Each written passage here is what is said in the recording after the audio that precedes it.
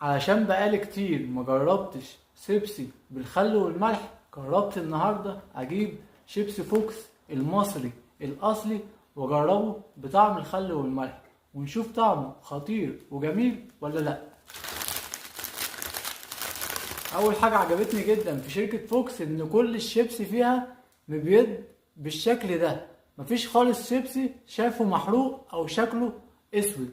بجد دي حاجه تاخد عليها كل التحيه والتقدير من شركه فوكس المصريه 100%.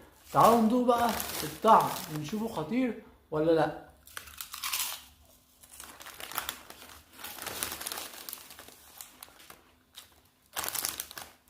دي كده اول واحده اشوفها محروقه، بس دي محروقه شكلها مش بايظ.